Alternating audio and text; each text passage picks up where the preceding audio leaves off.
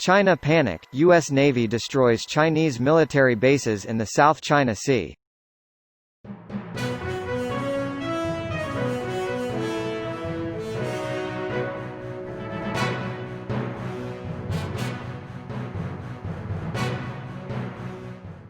Beijing has spent years turning islands and reefs in the South China Sea into military bases and airstrips, but such territory could be vulnerable to attack and nigh indefensible in the event of war, a new report has warned.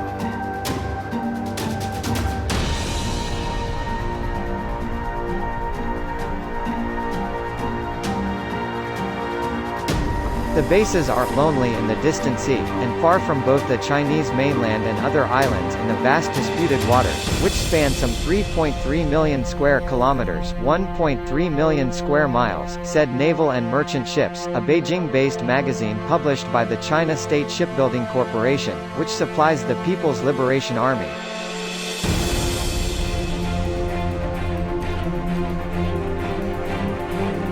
China claims almost all of the South China Sea, and since 2014 has built up tiny reefs and sandbars into man-made artificial islands heavily fortified with missiles, runways, and weapons systems, prompting an outcry from the other governments.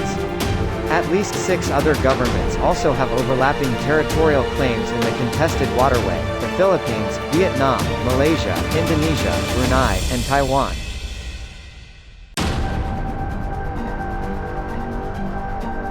The United States, which regards China's claims as illegal, has countered by sailing warships close to features claimed or occupied by Beijing, in what it calls freedom of navigation operations.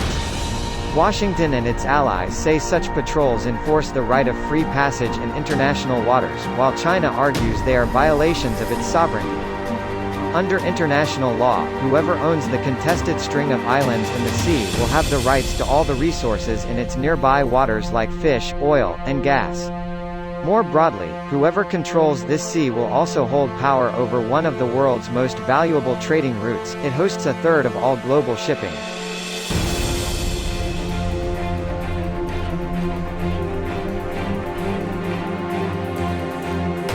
But while the distant bases expand Beijing's control over the area, they are also far from any help in the event of military action. Naval and merchant ships gave the example of Fiery Cross Reef, which is 1,000 kilometers (620 miles) from Sanya, a city on Hainan Island, just off the southern Chinese coast, and 800 kilometers (500 miles) from the Paracel Islands, also controlled by Beijing.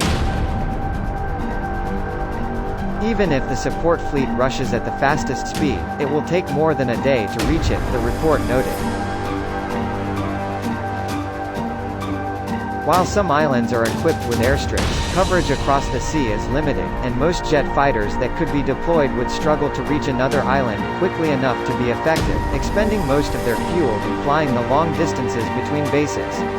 Beijing currently has 2 aircraft carriers in operation, which could in theory be deployed to the South China Sea, but they too would have to be in range at the time of any incident. The bases, the report added, are highly vulnerable to ambush, given their remote locations, and could be targeted by both U.S. and Japanese long-range missile systems, or by naval forces in the region. And even were the islands themselves not attacked, they would be simple to blockade, starving forces of their supplies. There are also other issues that make a defense of the islands exceptionally difficult, said Malcolm Davis, a senior analyst in defense strategy and capability at the Australian Strategic Policy Institute.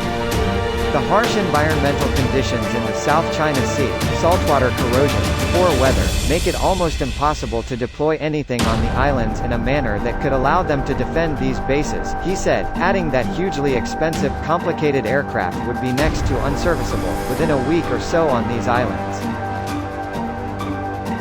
He said that while some islands may be effective as shooting platforms, they would be among the first targets if a conflict was to occur in the South China Sea, and it is just physically impossible to build an island that is essentially defensible, given the type of reefs and sandbars originally there.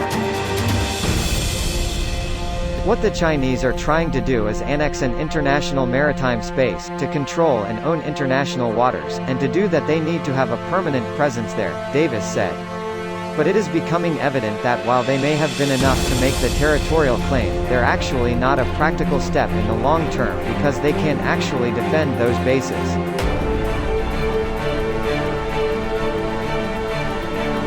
Nor would China be the only country with vulnerable bases far from its mainland that could be taken out by early strikes.